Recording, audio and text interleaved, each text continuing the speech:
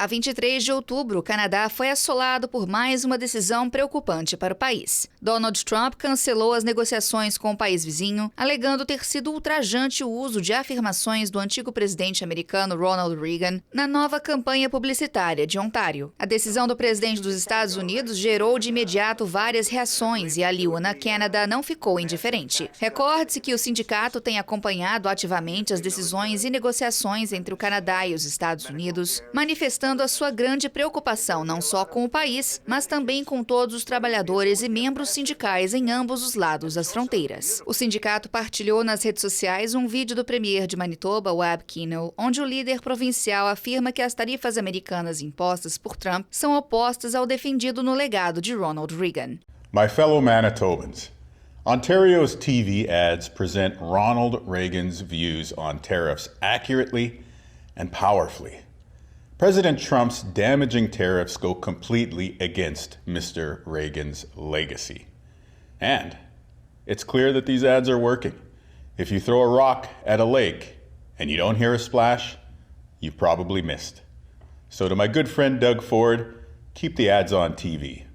They're effective, and this country is behind you. A posição da LiUNA fica ainda evidente com outro vídeo que circula nas redes sociais. Joe Mantinelli, vice-presidente internacional e diretor regional para o Canadá Central e Oriental da LiUNA, partilhou o vídeo completo do discurso de Reagan, que gerou um maior fosso nas relações entre Canadá e os Estados Unidos da América. No vídeo, Reagan abordava os impactos negativos das tarifas. Throughout the world, there's a growing realization that the way to prosperity for all nations is rejecting protectionist legislation and promoting fair and free competition. Now, there are sound historical reasons for this. For those of us who lived through the Great Depression, the memory of the suffering it caused is deep and searing. And today, many economic analysts and historians argue that high tariff legislation passed back in that period, called the Smoot-Hawley Tariff, greatly deepened the Depression and prevented economic recovery. You see, at first, when someone says, let's impose tariffs on foreign imports, it looks like they're doing the patriotic thing by protecting American products and jobs. And sometimes for a short while it works, but only for a short time. What eventually occurs is, first, homegrown industries start relying on government protection in the form of high tariffs. They stop competing and stop making the innovative management and technological changes they need to succeed in world markets. And then, while all this is going on, something even worse occurs.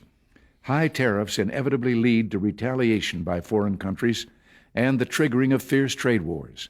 The result is more and more tariffs, higher and higher trade barriers, and less competition.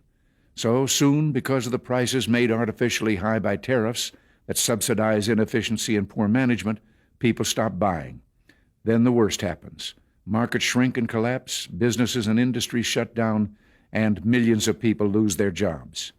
The memory of all this occurring back in the 30s made me determined when I came to Washington to spare the American people the protectionist legislation that destroys prosperity. Now, it hasn't always been easy. There are those in the Congress, just as there were back in the 30s, who want to go for the quick political advantage, who risk America's prosperity for the sake of a short-term appeal to some special interest group, who forget that more than 5 million American jobs are directly tied to the foreign export business, and additional millions are tied to imports.